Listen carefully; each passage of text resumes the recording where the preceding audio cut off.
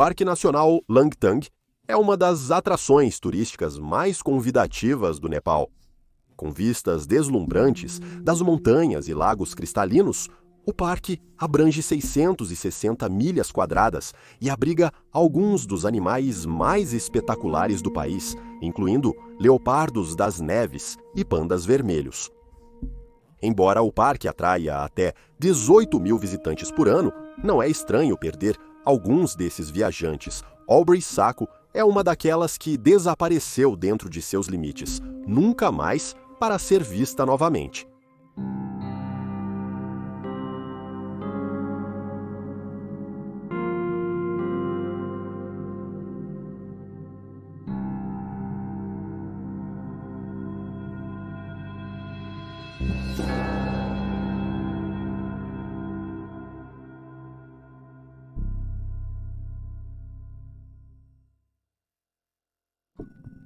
Aubrey Sacco, de 23 anos, foi criada em Greeley, Colorado, e era estudante da Universidade do Colorado em Boulder no momento de seu desaparecimento. Conhecida por ser generosa e sorridente, seus amigos a apelidaram de Aubrey Glitter, porque ela sempre carregava glitter. Da mesma forma, seus pais disseram que seu lema era Glitter o Mundo. Ela foi descrita como uma mulher que queria viver a vida ao máximo, e ela gostava de artes, música, yoga e de organizar eventos no campus. Quando ela frequentou a universidade, sua personalidade colorida brilhou ainda mais. Ela ia muito a raves e era a alma da festa. Mas, de acordo com sua cunhada, Amanda, Aubrey mudou quando fez uma viagem transformadora para a da Ásia no final de sua carreira escolar. A frequentadora de festas se foi. Amanda lembrou que não precisava de tudo aquilo para se sentir energizada e feliz.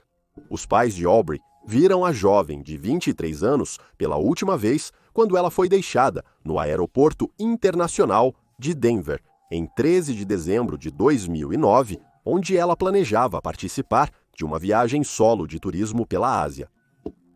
Querendo ampliar seus horizontes, Aubrey fez paradas no Sri Lanka, onde ela estava procurando por polvos no Oceano Índico antes de seguir para Mysore, na Índia, onde se voluntariou em um orfanato e estudou yoga. Depois, ela ficou um tempo em Darjeeling. Aqui, no terraço do seu albergue, Aubrey contemplou a vista das montanhas do Himalaia e decidiu que o Nepal seria sua próxima parada. Ela passou 2 dias viajando para Katmandu, alugou o equipamento para a viagem e fez uma jornada de ônibus de 7 horas até o início da trilha. Ela se comunicou pela última vez com seus pais em 20 de abril de 2010, quando chegou ao país, e disse a eles que terminaria sua caminhada no dia 30. De acordo com relatos, os pais de Aubrey tentaram dissuadi-la de fazer a caminhada arriscada sozinha, especialmente porque seu pai, Paul, estava prestes a passar por uma cirurgia no quadril. Eles queriam que ela esperasse até ele sair da cirurgia, mas Aubrey disse aos pais que estaria tudo bem, afirmando: "Não se preocupem, é um parque nacional. É uma caminhada até a casa de chá. É seguro." Ela iniciou a viagem no dia seguinte, 21 de abril. Aubrey iniciou sua caminhada por uma estrada de 2 pistas, terminando em um posto de controle com uma policial militar. Os membros da equipe se lembraram de seu largo sorriso e de como ela parecia entusiasmada e amigável ao assinar o registro de caminhantes e passar pelo posto de controle acenando. Ela seguiu a trilha para o norte, passando por dezenas de pessoas, incluindo moradores, turistas e guias. Ela chegou à casa de chá Namastê e lá conheceu Henzin Yonzan, um guia turístico e estudante universitário que cresceu no Vale de Langtang. Segundo os locais, o par rapidamente se agradou um do outro e conversou por horas. No dia seguinte, eles se despediram com a promessa de se encontrarem novamente em Katmandu em 2 semanas. Eles se separaram, com Aubrey continuando sua jornada pelo vale, enquanto Renzin seguia para baixo. Aubrey continuou sua caminhada pelo vale, ainda passando por turistas e famílias locais. Testemunhas a viram escalar com sucesso uma encosta íngreme e desafiadora, onde um movimento errado poderia causar um escorregão e queda nas corredeiras abaixo. Outros observadores viram a jovem de 23 anos parar no Lama Hotel, uma pequena cidade composta por várias casas de chá e um jardim de legumes, onde ela comeu pizza e segurou o livro que Henzin lhe deu quando se conheceram. No Sherpa Lodge, no início da tarde, ela conversou com 3 jovens no final da adolescência e início dos 20 anos. A conversa começou amigável, mas mudou quando Aubrey contou seus planos de ir a Riverside. Os homens a informaram que era muito longe para ela chegar lá em segurança devido ao horário do dia. Aubrey, porém, não gostou deste aviso. Ela espalhou seu mapa sobre a mesa e disse a eles: Riverside está a apenas 1 hora daqui. Não mintam para mim. Notavelmente, a jovem de 23 anos não estava totalmente errada.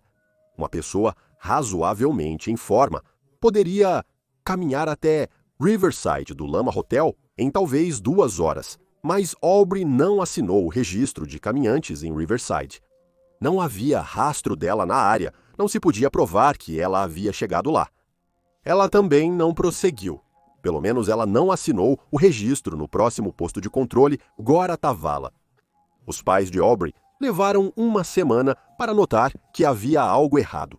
Após 5 meses de contato, quase constante com a filha, o repentino silêncio dela no rádio os alarmou. Connie, sua mãe, notificou os Estados Unidos da América.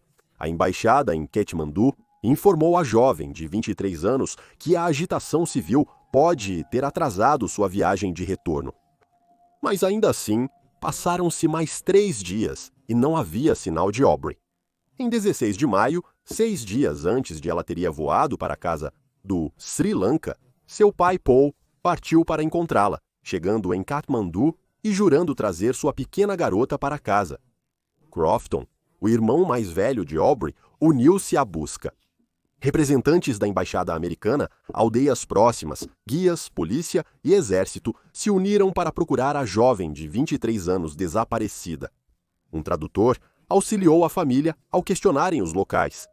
Entre 4 de maio e 1º de julho, mais de 200 pessoas procuraram o Vale de Langtang por ar, a pé e com corda, certificando-se de verificar caminhos menores e mosteiros isolados nas colinas. O americano Scott McLennan também se juntou à busca.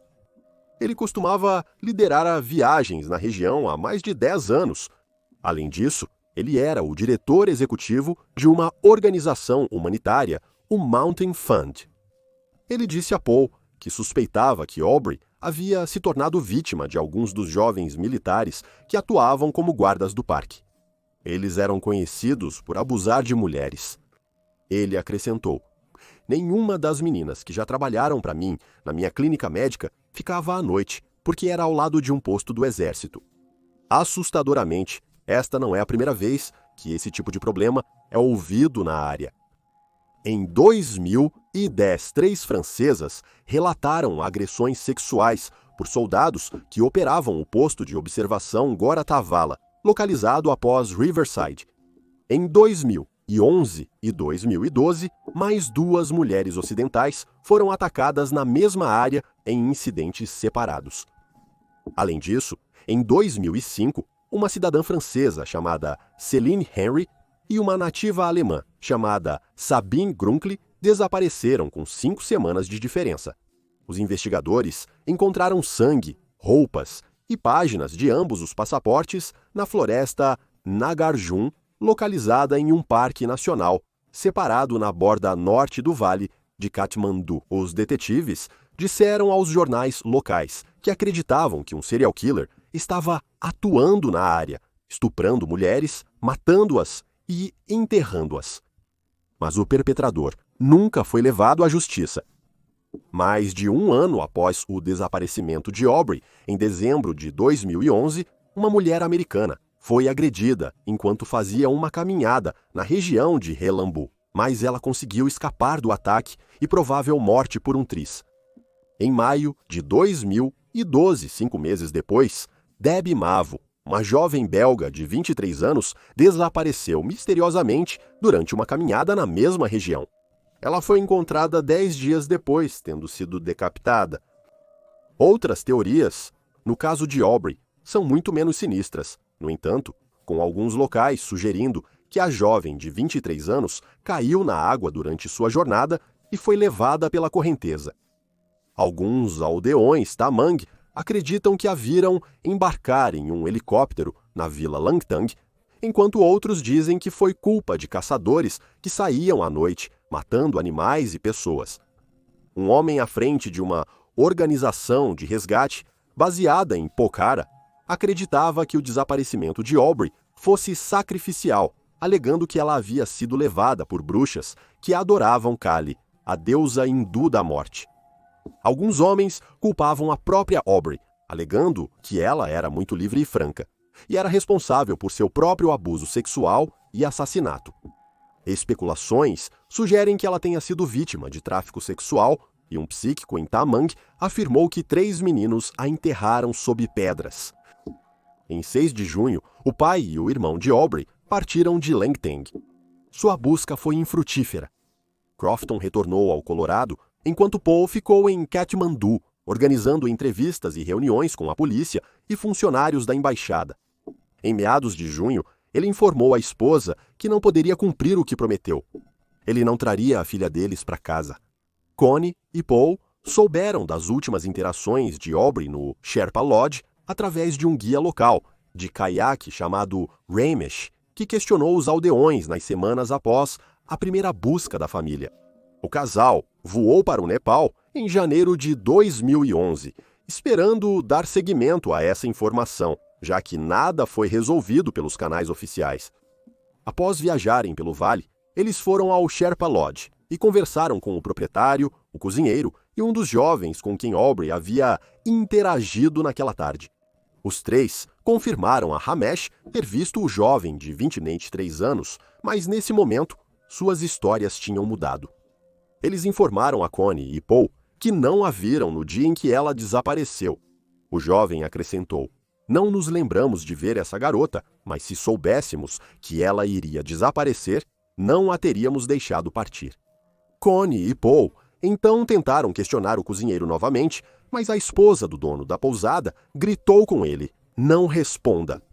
O casal estava frustrado com o muro de tijolos encontrado.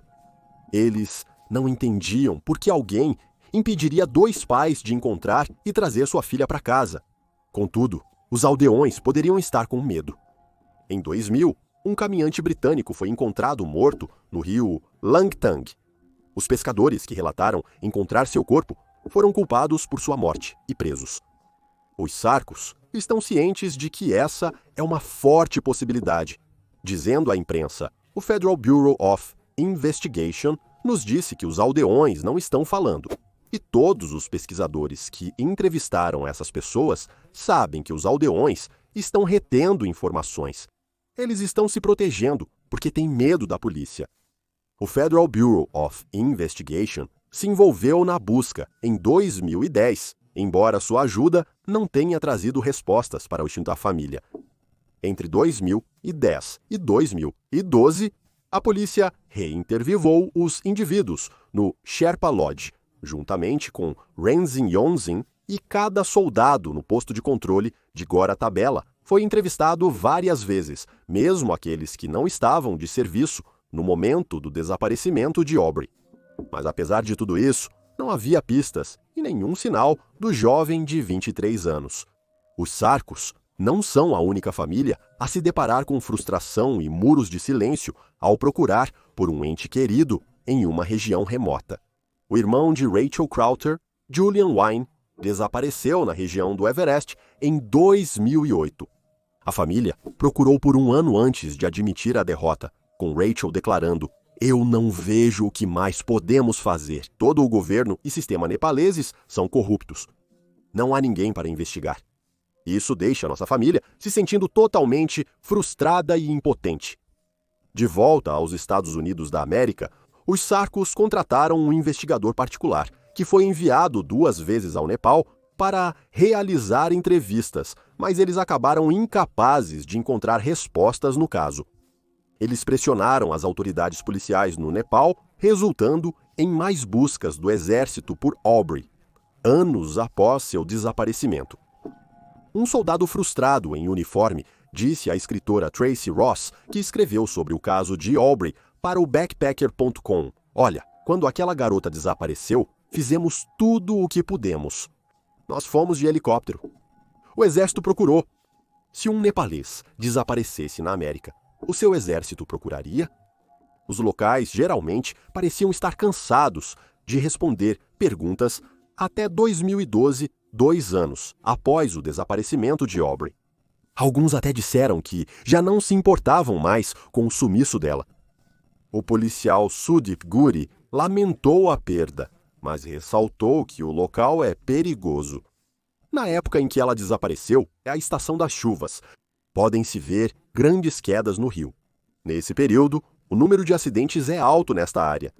Podemos ver que o número de acidentes é alto nesta área. Ainda estamos fazendo buscas e cultivamos alguns agentes, mas, se você perguntar às pessoas da área do Lama, elas dirão: isso é suficiente. Este mesmo oficial, quando confrontado sobre o assassinato não resolvido de Debbie Mavo, que foi decapitada em 2012, afirmou que não sabia o que havia acontecido com ela, adicionando de forma bizarra: mas o corpo dela, nós o encontramos 2 semanas depois. Era uma área inclinada, a cabeça dela estava abaixo dela, e você sabe que isso é por causa da gravidade. De acordo com relatos, fotos da cena do crime revelavam o braço esquerdo de Debbie devido à gravidade. Segundo relatos, fotos da cena do crime revelaram que o braço esquerdo de Debbie estava faltando e um de seus sapatos havia sumido. Seu assassinato ainda está sem solução. Em dezembro de 2011, os pais de Aubrey tentaram identificar um homem em uma fotografia que encontraram no laptop dela e apelaram ao público que encontraram no laptop dela e apelaram ao suspeito, apenas alguém com quem eles gostariam de falar, pois não o reconheciam como um dos amigos de Aubrey ou como alguém que a polícia havia entrevistado. O homem é descrito como magro, de cabelos loiros e branco. Na foto, ele veste uma camisa polo azul. A foto foi tirada em Darjeeling, Índia. Ele ainda não foi identificado e não se sabe se tinha conexão com o desaparecimento de Aubrey. Em abril de 2000, e 3 anos após o desaparecimento de Aubrey, seus pais voltaram ao Nepal. Ao conversar com testemunhas, descobriram que vários soldados estavam perto da casa de chá Namaste, no dia em que Aubrey partiu para continuar sua jornada pelo vale. Porém, nada mais surgiu dessa pista, e os Sarcos sentiram que estavam chegando a um beco sem saída. Isso os deixou totalmente incrédulos quando souberam que o assassino de Aubrey foi capturado poucos meses depois.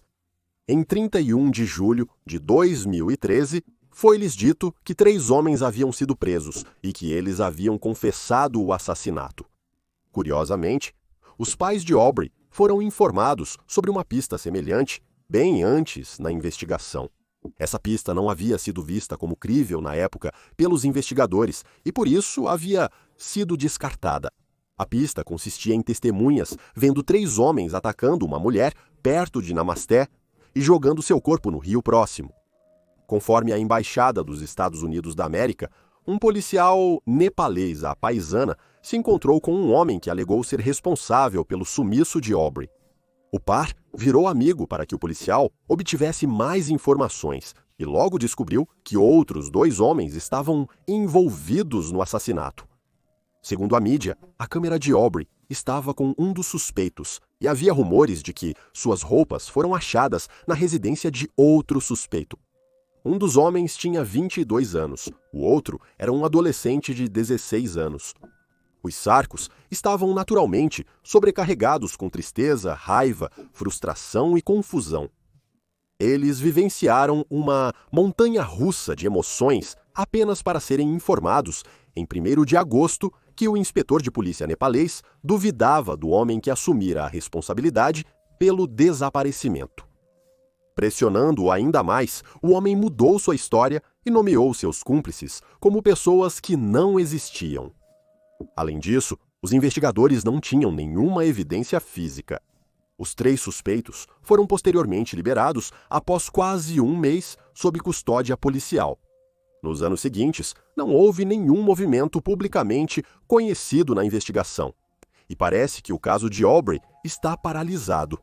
Aubrey Sacco de 23 anos, foi vista por último pelos pais em 13 de dezembro de 2009, ao deixá-la no Aeroporto Internacional de Denver, Colorado. Ela foi vista pela última vez por testemunhas no Nepal em 22 de abril de 2010, no Parque Nacional Langtang. Ela é descrita como uma mulher branca de cabelos e olhos castanhos. Ela tem 1,57 m de altura e pesava 57 quilos quando foi vista pela última vez. Seu nome do meio é Caroline. Se ainda estiver viva, terá 36 anos. Caso tenha informações sobre o desaparecimento dela, entre em contato com o Departamento de Polícia de Greeley no número 9703-509-605. E aí estão os fatos. Deixe suas teorias nos comentários abaixo, curta o vídeo e inscreva-se no canal para apoiar o nosso trabalho. Obrigado por assistir, fique alerta, fique seguro e nos vemos na próxima vez.